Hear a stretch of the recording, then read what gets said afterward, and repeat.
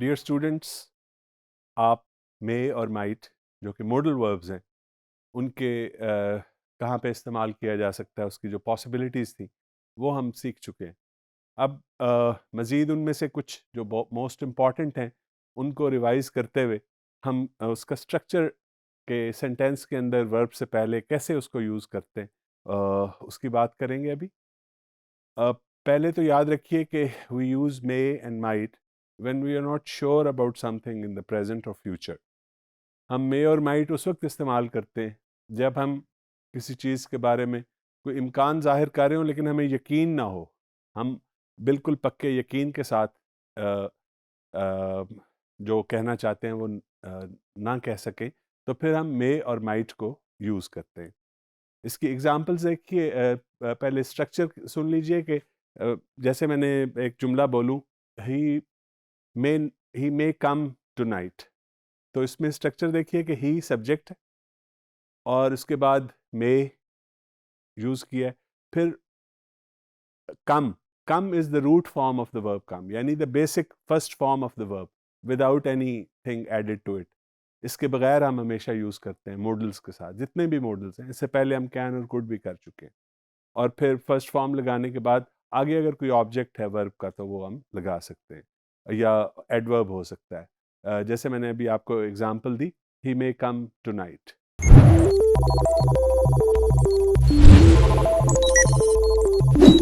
कुछ एग्जांपल्स आप देख लीजिए जिसमें मे और माइट दोनों को यूज किया गया है for actions which we are not certain are going to take place in future. Look at the example, first example कि हो सकता है हम मीटिंग में लेट हो जाएं, ये किसी को बताना हो तो आप कह सकते हैं we may be late in the meeting, we may be late in the meeting. दूसरी एग्जांपल देखिए, she may be sick because she is absent today, she is absent today, तो हो सकता है वो बीमार हो, हम ये कहना चाहें तो she may be sick today because she is absent. Let's look at the other example, it might not be a good idea, it might not be a good idea. आपने किसी के साथ या किसी ने आपके साथ कोई आइडिया शेयर किया है और आप कहना चाहते हैं कि हो सकता है कि ये आइडिया अच्छा ना हो, तो नेगेटिव के साथ आपने देखा कैसे हमने यूज किया, it might not be a good idea. Dear students, इसके अलावा मे और माइट के साथ हम हैव लगा के कोई पास्ट का, माजी के बारे में, दोनों मे और माइट दोनों माजी के लिए भी यूज़ हो सकते हैं।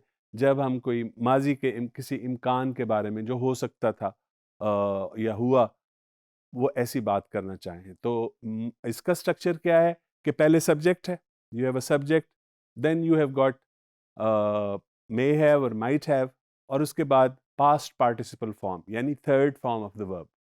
जैसे गो से गॉन होती है या राइट से रिटन फॉर्म है, तो एग्जाम्पल मसलन he might have written the letter, हो सकता है उसने खत लिख दिया हो, might have written the letter, it's about the past.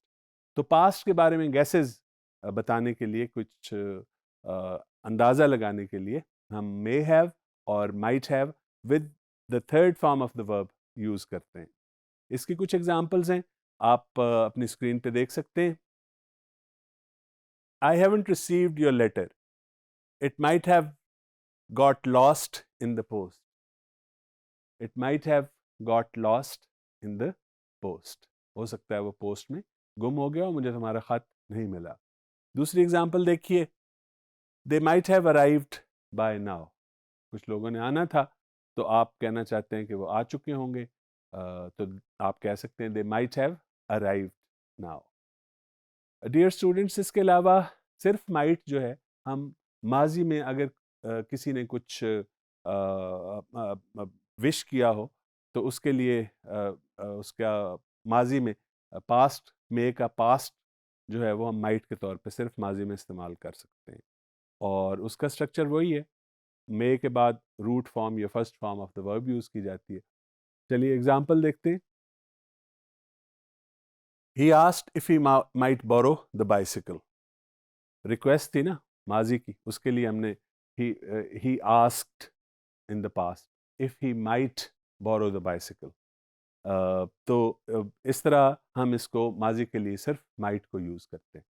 फिर हम may और might दोनों यूज कर सकते हैं for conditional sentences. Conditional sentences ऐसे सेंटेंसेस को कहा जाता है जिसमें इफ लगता है या व्हेन लगता है। फॉर एग्जांपल शर्तिया जुमले उर्दू में कहा जाता है, if something happens then something else happens etcetera. इस वाले स्ट्रक्चर में ये प्रेजेंट के अंदर भी हो सकते हैं और पास्ट के अंदर भी हो सकते हैं। इसमें एक के अंदर हम एक क्लॉज के अंदर हम यूज करते हैं मे गो या माइट गो, और दूसरी में जो इफ वाली क्लॉज है उसमें टेंस प्रेजेंट भी हो सकता है, पास्ट भी हो सकता है। दोनों की एग्जांपल देखिए, आपके सामने स्क्रीन पे आपको नजर आएंगी।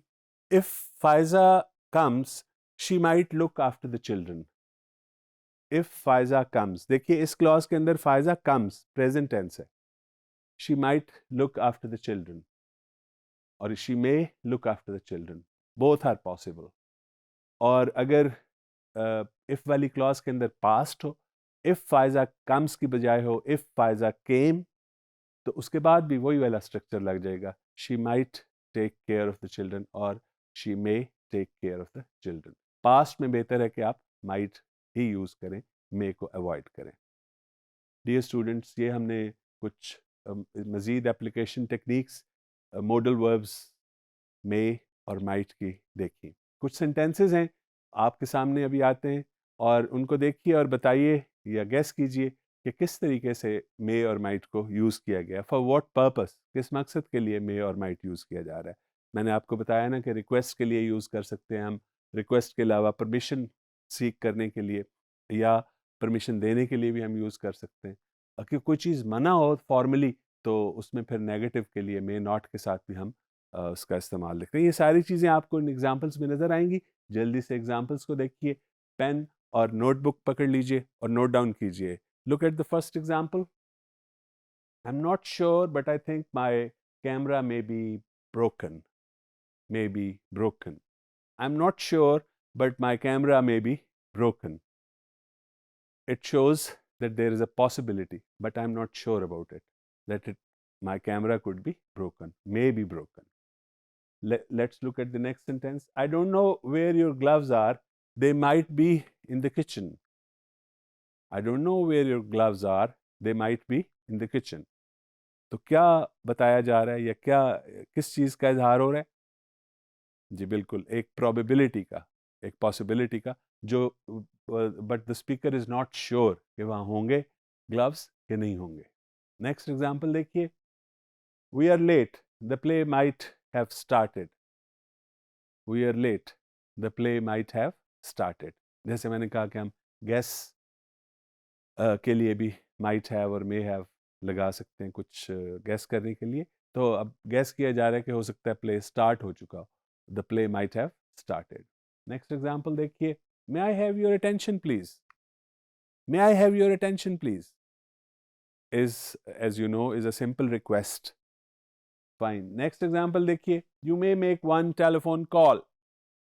You may make one telephone call is a formal permission granted to someone who can make a call. यानी ये एक इजाज़त दी गई है, इसमें परमिशन दी गई है किसी को एक कॉल करने की। Let's look at the next sentence. Boys and girls in this school may not wear jeans. Boys and girls in this school may not wear jeans. तो यहाँ पे क्या है? प्रोहिबिशन है, कोई चीज़ ममनू है, कोई चीज़ मना है। और ये जैसे मैंने कहा मोस्ट फॉर्मल वे है, कैन नॉट वेयर भी कह सकते हैं, लेकिन जब मे नॉट के साथ लिखा जाए तो फिर ये ज़्यादा फॉर्मल और ज़्यादा पोलाइट वे है किसी को किसी चीज़ से रोकने के लिए, तो प्रोहिबिशन के लिए, मना करने के लिए। Next, he might go to the Iran if he gets a visa. He might go to Iran if he gets a visa. In this example again a probability, एक और इम्कान का इजहार किया जा रहा है, और दो क्लॉजेज हैं, इफ वाली कंडीशनल क्लॉज भी सेंटेंस के अंदर मौजूद है।